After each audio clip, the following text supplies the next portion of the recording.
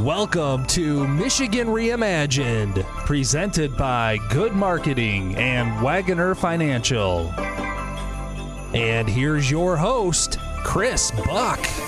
All right, so MSHDA, or the Michigan State Housing Development Authority, is a state agency that provides financial and technical assistance to create and preserve affordable housing in Michigan. It offers a wide variety of programs and resources for developers, homeowners, and renters statewide. Here to discuss more details and programming information is MSHDA CEO and Executive Director, Amy Hovey. Welcome to the show, Amy. Thank you. Thanks for having me. Excited Absolutely. for our conversation. I am too. You know, I was in the ecosystem. Most of my listeners know I'm an economic developer by trade. But my knowledge of MSHDA isn't as deep. And so I'm looking forward to learning as much as our listeners are here today, because I know you folks do amazing things and I'm looking forward to learning. So to set the table, kind of give an overview of MSHDA and what is your mission in general? You know, we're really all about making sure that people have a place to live. Everyone in the state of Michigan. And we are a financial institution. In fact, we are, I think, the third largest financial institution that's based in the state of Michigan. Wow. Okay. So we're much larger than folks think. We're about $7 billion in assets. Wow. And we work in all different types of housing programs throughout the state, from working with homelessness and housing choice vouchers, which is rental assistance that most people think of as Section 8, which actually helps pay the rent for our most vulnerable families in the state. Got it. We also provide single-family mortgages and down payment assistance to families in Michigan, and hopefully we'll dive into that a little bit more later in the program, because we have some really innovative things we've done in that program area. And then, of course, I think what people know us most for is helping to provide financing for the development and preservation of affordable housing units across the state, whether they're single-family homes or multifamily dwellings, both for rental and for sale. Got it. Okay. And so who do you partner with? I know there's kind of an org chart for Michigan's governmental agencies, because you're fully governmental, quasi-governmental? Fully. That's what I thought, right? Yep. So do you have kind of dotted line partnerships, or like you're not in a silo, right? Right. No, I mean, housing touches everything, right? So within the state of Michigan, of course, we fall under LEO. Okay. But we partner with our folks in LEO with workforce development. We partner with MEDC, the Michigan Economic Development Corporation, on specific projects, as well as sharing data.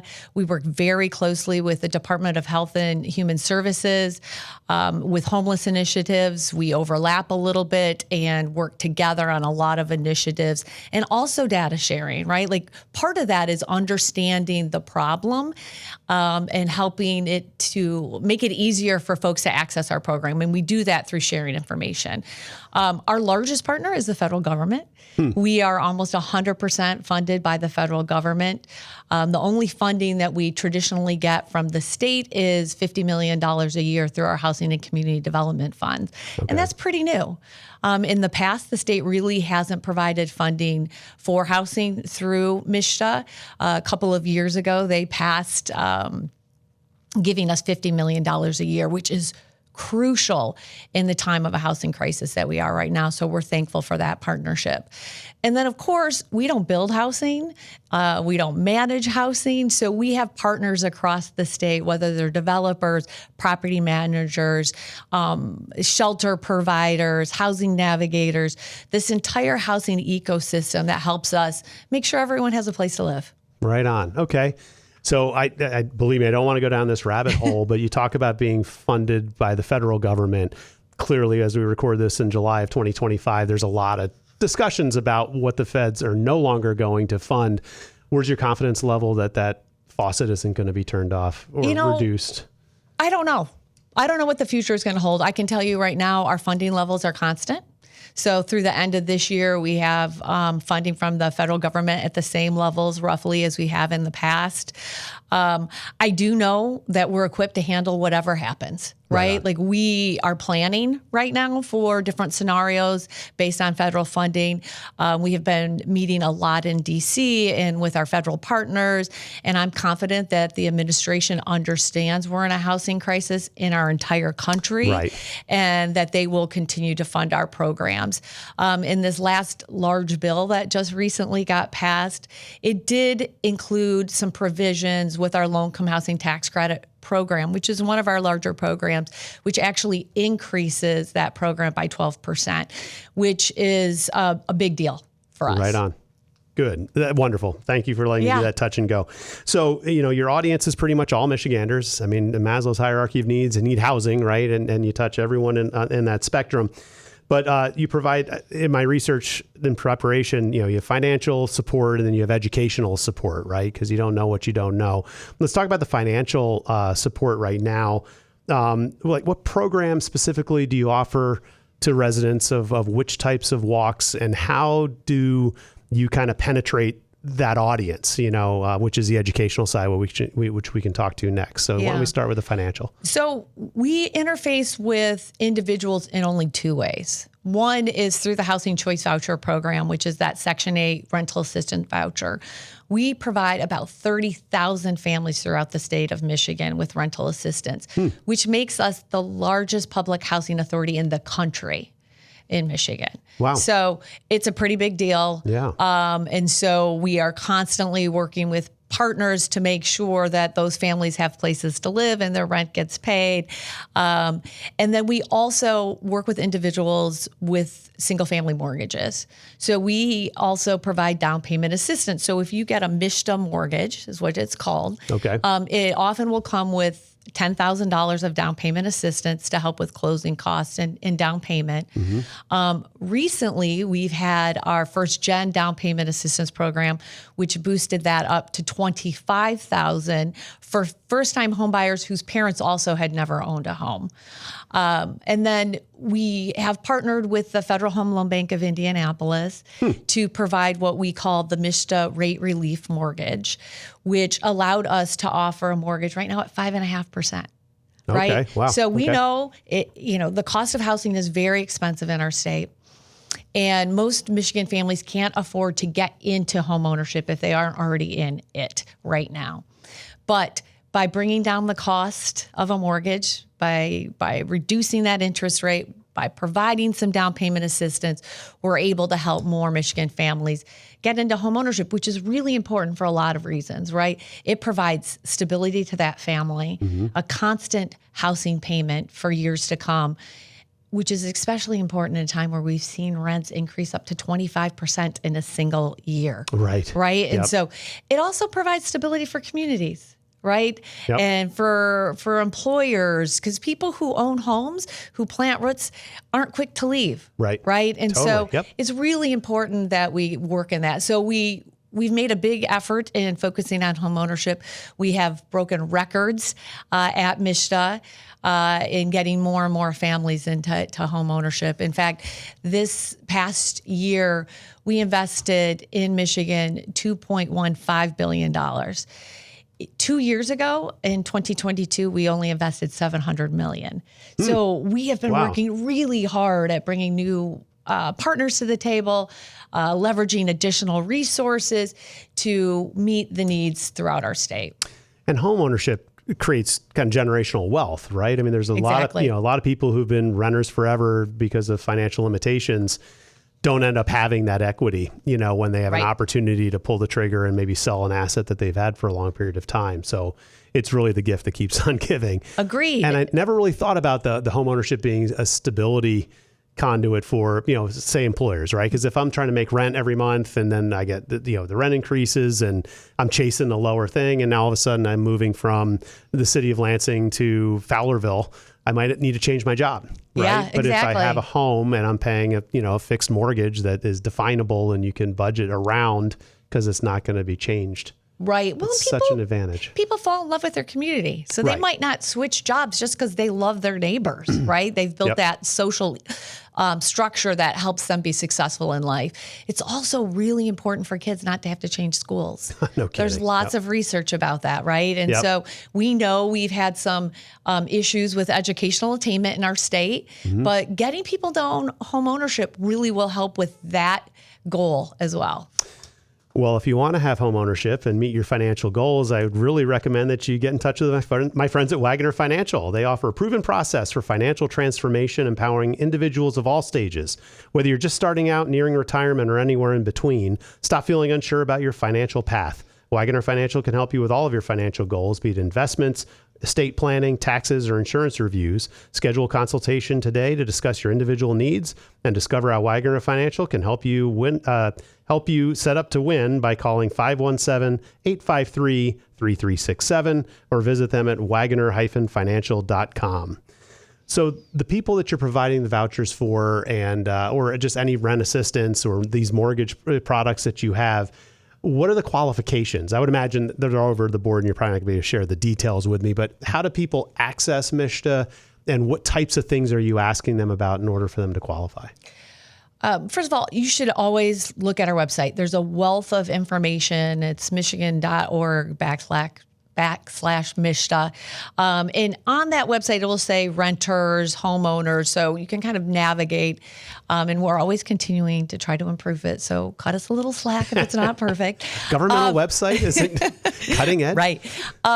So housing choice vouchers are for families at 60% or below area median income. But in Michigan, we really focus on families that are experiencing homelessness. So really families at 30% of AMI or below is who we target to get those most vulnerable families stabilized. And we have partners throughout the state. We call them housing agents that will help those individuals through the process and help them find housing and get their housing inspected and all of those great things. Our mortgages we use mortgage originators at banks and mortgage companies who offer their own products, but also might offer the MSHDA product. Okay. And those mortgage originators can be found on our website. But we have them across the entire state. So we partner with the industry to get those mortgages originated. We also have housing counselors. We help pay for with MSHDA funds as well as some funds from the federal government, where we pay for housing counselors to be available across the state of Michigan to help educate folks on how to get into home ownership or how to be a good renter. Also, how to prevent eviction or foreclosure on your home, to really be that support system for families around their housing needs in general. Okay. Got it. You mentioned, there's a lot of obviously communication about housing stock and accessibility and availability and the numbers and do we have the right type of inventory out there and the complexities in trying to build attainable housing in scale that we need it to be done. You mentioned you partner with developers. How exactly do you engage the development community to help them bridge the gap to building the housing that's needed? Yeah. So in our state right now, we're still about 119,000 units short of where we need to be for our current population, right? So we need to get more developers involved in what we do. So traditionally at MSHDA, we have used our low-income housing tax credit program, which provides subsidy for the development of multifamily units to then be leased to families mostly 60% or below area median income, right? So it's a federal subsidy that goes into helping to fill the gap between what it costs to develop a property versus what it will generate in income by renting to folks at 60% or below, right? Got it, okay. And so we work with large developers on that. We also work with emerging developers and really trying to connect new developers with experienced developers to create a deeper bench of folks doing this work across the state. In the last couple of years, we have also created programs for small developers, for folks across the state who just want to build a couple homes or a fourplex. In a lot of our rural areas, We even have employers who are like, we need to build housing so that we can attract employees to work at our organizations. So we created the My Neighborhood program, which is really designed as an easy to access, low barrier grant program for housing projects 20 or below units. It can be rental, it can be home ownership, new construction, or rehabilitation. And it really provides about $100,000 per unit of subsidy. It helps meet the needs in smaller communities. It helps meet the needs of trying to get emerging developers involved and get their feet wet, maybe on some smaller projects before they take on larger projects in our state. That's been really successful. And we've seen a lot of demand over that for that program over the last couple of years.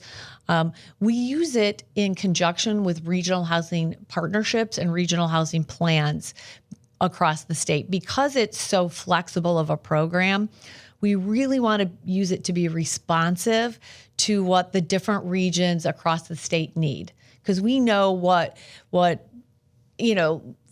region in the UP needs versus what a region in Southeast Michigan need for housing could be completely different. Right. Yep. And so that program allows us to connect with those local priorities and ensure that we're meeting their needs, priorities, and their values in each of those areas.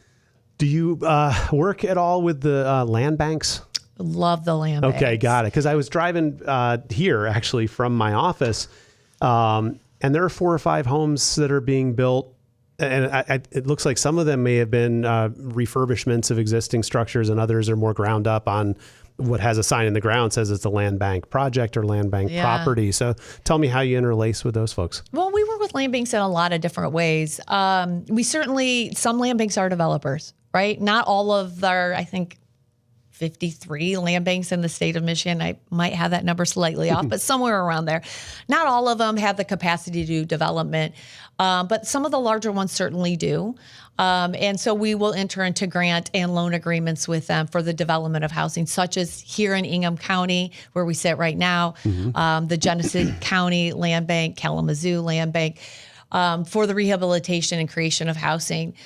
We also work with them often in helping to connect our programs to developers that knock on their doors, right? So we make sure they understand what we're doing at MSHDA and what our programs are, so that when a developer reaches out to a land bank because of land that they might want to purchase from a land bank, the land bank can also say, hey, if you're doing housing, here's some programs at MSHDA that you might want to look at. I also sit on the state land bank board, so we make sure that there's some overlap and connection there as well. Makes a lot of sense. Yeah. All right. Speaking of housing, we all need a place to call home, and Chris Silker of Keller Williams Advantage and Team offers the expertise that you're looking for. He's helped clients navigate the complicated world of real estate in mid-Michigan for over 10 years, providing the best information possible at the right time to empower the best decisions. Whether you're a first-time home buyer looking for a local expert to guide you from point A to point B, searching for an income property in the competitive Lansing market, right-sizing your life, or searching for your dream home, Chris Silker and the Advantage and Team is the name to trust in Greater Lansing residential real estate. Visit advantageandteam.com or call Chris directly at 517-242-9251 to find the home of your dreams. God, I love the sound of that. Home of your dreams. Yeah. That's right. Then call MSHDA next. That's exactly right. Yes. Tie it all together and get that house all figured out. That's fantastic. So you talk about these programs and the value of home ownership. And it just feels to me that Michigan's doing this pretty well. Like we have obviously we've got a director who's really bought in on a statewide initiative, but then you've got all these other partners that are helping it put it all together. Do you have any maybe unknown statistics or things that can really help you identify, a region or a state that has it together, and what the kind of the punishment or penalties are if you don't have these kinds of programs and let the market just kind of find its way? Yeah. I mean, we know we have to be more proactive than we've been able to be in the past. Okay. And I think you're right on that we got to look at data, and we pay a lot of attention to what's happening in our state. We look at our current housing conditions. Like, we know over 50% of our housing's over 50 years old, right? And so we really want to make sure that we incentivize and create programs that allow people to fix up the homes they're in and not just build new. So we balance the preservation and the creation of new, looking at data. Our My Neighborhood program, and with our Housing and Community Development Fund, we look at different data, whether it's growth, population growth, job growth, housing conditions, vacancy rates, and we create a formula that helps us make decisions about where we put money throughout the state. So we try to make it as objective as possible to know, like, okay, the Western UP, we need to give them 13% of this program money because that's where the needs lie, right? Okay. But we also need the local governments to help us out. And this is where you'll see some differences throughout the state, and also the differences amongst states is looking at what our land use policies are, right? We know we need more dense housing types throughout the state. We only have so much land in our state. We know it's better for the environment. It's more affordable to have more dense housing structures.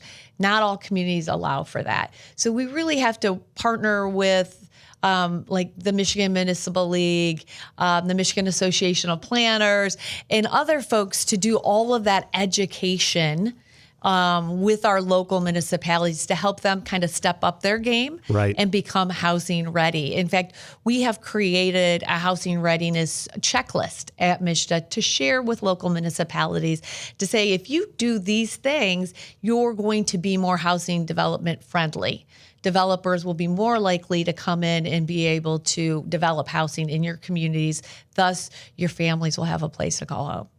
And I was at a meeting this morning where they were talking about exactly that, you know, the accessory dwelling units and the carriage houses and creating multi-generational, you know, family kind of compounds and creating that density where I don't need a lot more water and sewer and roads, and you just eliminate the urban sprawl and you really, you know, work on the density part of that. Getting municipalities behind that, I have a little experience in this too, to embrace population growth and density versus sprawl has been a challenge. So I'm glad to hear at least that you're on it. I guess I don't have a question for you on that, but it seems like you are already kind of aligned with trying to get that message out that this is a way to get more housing. We have been working on it. We've been working also with the legislators on both sides of the aisle are very into really looking at land use policy. You know, the state had funded housing readiness grants that were through MSHDA to help provide funding to local municipalities who want to help update their land use policies. So I think we're all on the same page. Right. Some folks are moving a little slower than others, but I think people are feeling the housing crisis. Got it. So what numbers specifically do you track? Do you have some sort of a dashboard as to, you know, what's moving? We do track. If you look at our website at any time, you'll see how many housing units that we've helped create or preserve since we approved our statewide housing plan. The governor set a goal of 75,000 housing units. She then upped that to 115,000 housing units. I think the last time I looked was maybe 30 or so days ago, and we were at about 77,000 housing units. So we're well on our way. Okay. That's our top number. Of course, we track how much funding is being put out. We track the amount of single family homes that we are funding mortgages for. Like, we have a large dashboard that we are constantly keeping our eye on. Got it. So what's the big heavy lift? What's the hardest part that prevents you from hitting all the goals you want to set? You know what? We have created a lot of momentum, right? We've created new programs. We have new partners. The the biggest thing is uncertainty with the federal government. You talked about that at the beginning of the show. It makes everybody a little nervous about wanting to invest in the housing ecosystem without knowing where the federal government is. But I want to just communicate. We're still open for business. We're still moving forward just as hard as we were last year. So folks should still be coming, knocking on our doors, picking up the phones. We're open for business. Wonderful. Any other topics or things that you're excited about that I didn't tee you up to answer? It seems like you have so many things going on. There's got to be some other things that you're proud of that you haven't shared. We've just launched an employer-assisted housing fund earlier this year, which incentivizes employers to contribute to housing because we've heard throughout the state from employers wanting to know how they can get involved. Right. So we are excited about that program. The governor also put some funding for that program in her budget earlier this year. We're hoping the legislature will include that in a budget they pass at some point. So we're excited about that. It brings additional funding to the table, but also new partners. So we're always looking at innovation. So if I could leave this conversation with one thing is give us a call. No idea is a bad idea. We'll figure it out with you. Fantastic. And to remind people of the website, you're on the michigan.gov /MSHDA. MSHDA, MSHDA. Fantastic. We've been talking to the MSHDA CEO and Executive Director, Amy Hovey. I really appreciate you joining me here today. Great stories, great production. Thanks for having me. Thank you so much. And I want to close by giving a final shout out to all my loyal sponsors. We've got Wagoner Financial, Good Marketing, Triterra Environmental, Keller Williams Advantage and Team, the Michigan Rise Pre-Seed Money, Kirk Byron State Farm Insurance, and the attorneys at Foster Swift. All fantastic people worth the call. And if you found the show as a one-off, I want to remind you to follow and subscribe to Michigan Reimagined on YouTube and Facebook, Apple Podcasts, Google Podcasts, Spotify, and iHeartRadio, pretty much anywhere you find your podcasts. This is Chris Buck signing off from Michigan Reimagined.